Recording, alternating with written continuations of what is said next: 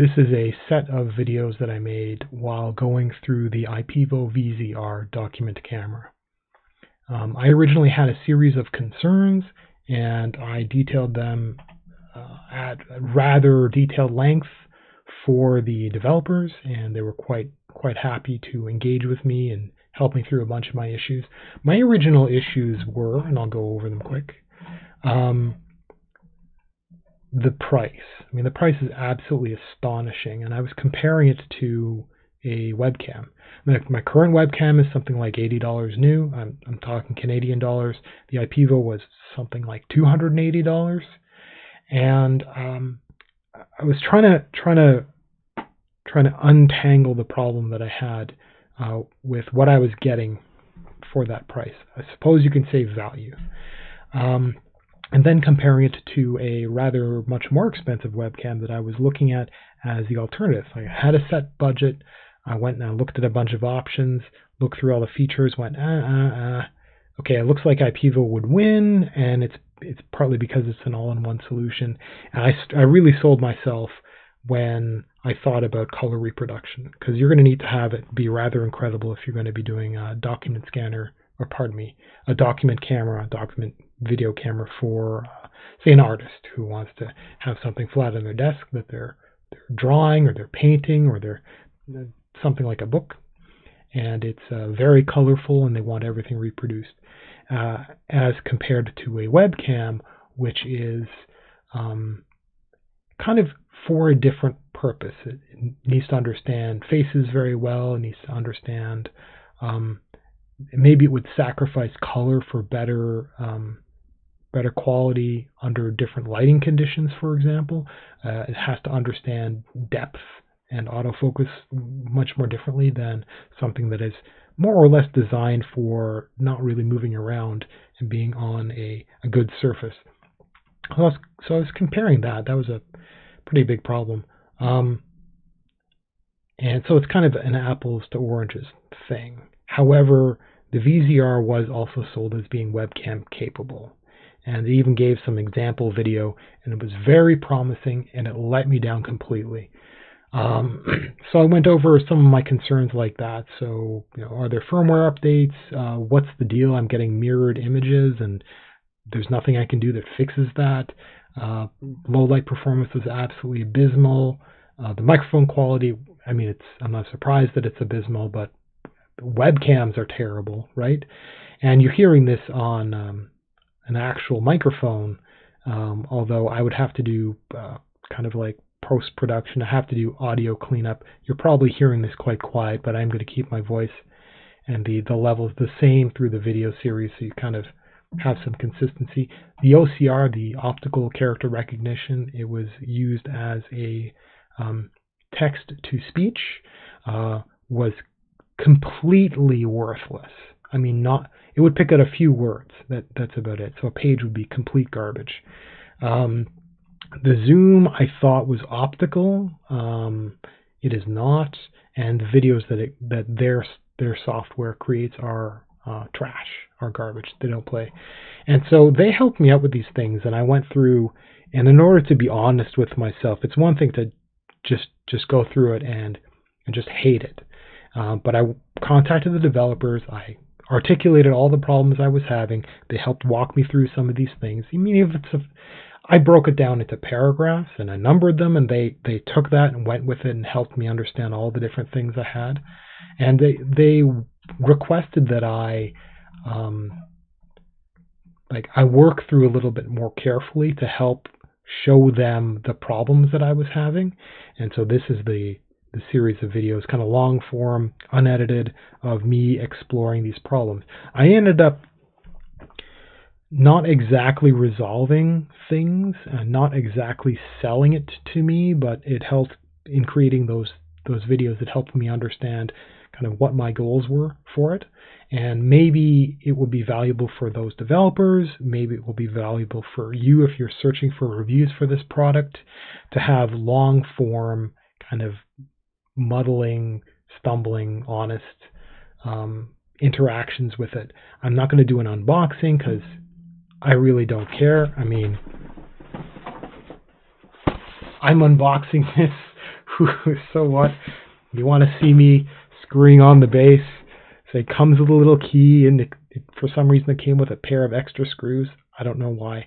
Anyhow, so it turns out that the mirrored images do still exist under certain circumstances, but not in others, which is very confusing. And they don't exist where it counts. And I think there are certain circumstances where the mirroring exists, but it's being shown to the creator mirrored, but to the audience correctly. I don't know if that's true in all circumstances, but I suspect that's what I'm noticing. The low light performance that I noticed was it is a problem of room lighting, and the VZR has, as it turns out, it really does have excellent color reproduction. I never got a chance to compare it with the higher quality webcam that I was looking at, so I just had my less expensive webcam. It's the one you're looking at me with right now, so that's 720p, and the VZR is 1080p capable. The microphone quality forgivable, since it's a little pinprick thing. It's going to be garbage. I had problems with scanning, which are unresolved. The OCR, I mean, I go into that. The zoom turns out to be digital, not optical, but it's digital in device, not in the software you happen to be using. So it's actually kind of cool. I've got a very, very old camera. It's like 15 years old, and it's a digital camera, and it's got optical zoom, so I don't know why that's not a thing. Would I pay extra for optical zoom? Turns out the zoom in this thing is just fine. That's pretty good. And it gets crappy later on, but I mean, that's extremely handy, so I don't need anything optical anyway. Corrupted videos are totally unsolved. It's not a problem using third-party software. In this case, it's OBS. So overall, I'm not overjoyed. Am I happy? I'm certainly more comfortable than how I began with this entire endeavor. Will I keep this? I'm going to see how the developers respond to this. If I mean, I don't know that I really care. So I'm going to, with the budget is spent, this is one of those things where I think as a document camera, seeing as this is new to me, this is great. This is great. It's not fine. It's not passable. It's great. Would I recommend it to somebody else? Only if they're doing this particular type of thing. This is very specialized, and only if they wanted everything to be all in one and straightforward. Only if they were willing to use something like OBS and not use the built-in software.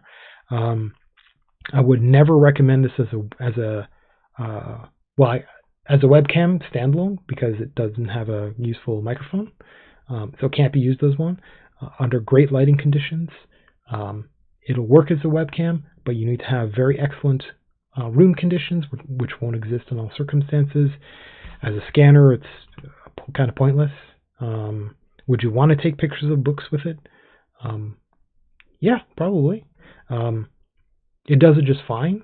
And just overall, what really sells this device is the fact that it comes with a stand, and check this out. I can bounce my entire table, and you're not seeing a wiggling image.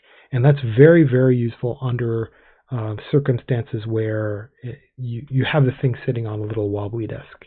And for something like, I keep calling it a monitor arm. I apologize. It's an articulating camera threaded arm.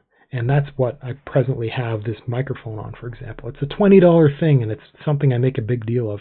But the fact that you can clamp an arm to a desk and lean a webcam over, and there are some camera threaded webcams that are out there now, the fact that you can do that doesn't mean it's a particularly good idea, because if you touch your desk, your camera and your entire arm will bounce like this.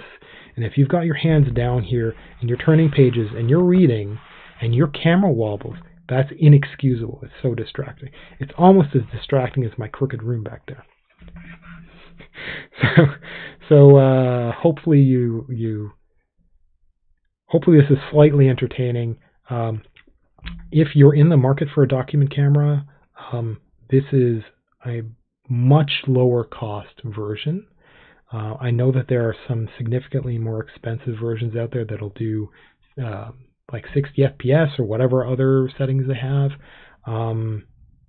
I think this is expensive as a webcam, great for its market.